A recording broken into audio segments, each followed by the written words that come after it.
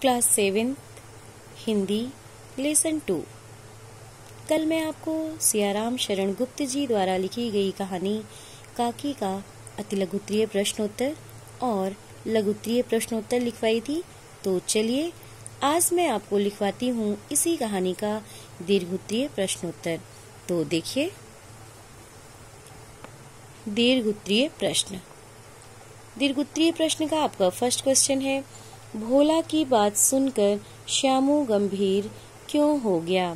तो आपका आंसर होगा, भोला की बात सुनकर श्यामू गंभीर हो गया क्योंकि भोला की बात उसे सही लगी थी।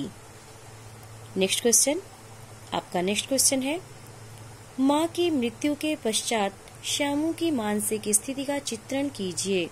तो आपका आंसर होगा, माँ की मृत्यु के बाद श्यामू कई दिन लगातार रोता रहा। वह माँ के न होने के कारण बहुत उदास रहता था। उसके मन का शोक शांत नहीं हो पा रहा था। वह किसी भी तरह अपनी माँ वापस पाना चाहता था। वह अकेला बैठा शून्य मन से आकाश को देखा करता था। नेक्स्ट क्वेश्चन, आपका नेक्स्ट क्वेश्चन है, विश्वेश्वर के उग्र रूप धारण करने का क्या कारण था? तो आपका आंसर होगा, विश्वेश्वर के उग्र रूप धारण करने का कारण यह था कि उनके बेटे श्यामू ने उनके कोट की जेब से पैसे चुराए थे।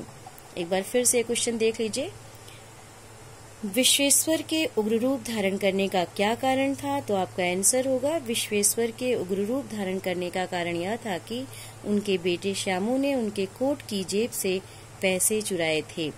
नेक्स्ट क्वेश्चन, आपका नेक्स्ट क्वेश्चन है, मैं यह पतंग ऊपर राम जी के यहाँ भेजूंगा, कथन का भाव स्पष्ट कीजिए। तो आपका आंसर होगा, श्यामू को यह विश्वास था कि उसकी माँ आसमान में राम जी के यहाँ गई हैं, अतः उसने पतंग ऊपर भेजकर माँ को नीचे उतारने की बात सोची थी। तो देखिए, आपका दीर्घोत्तरीय प्रश्नोत्तर का लास्ट प्रश्न है ये, प्रस्तुत कहानी का प्रतिपाद्य स्पष्ट कीजिए। तो आपका आंसर होगा, बच्चों के लिए माँ की आवश्यकता को कहानी के माध्यम से प्रकट किया गया है। माँ के बिना बच्चे कितने व्याकुल हो जाते हैं और उनका बाल मन किस तरह उड़ान भरता है, इसका चित्रण बहुत मार्मिक ढंग से किया गया है। तो ये था आपका दीर्घोत्तरीय प्रश्नोत्तर।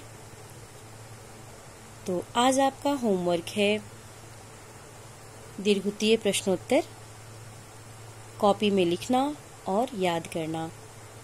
तो आज बस इतना ही, आगे कल। Thank you.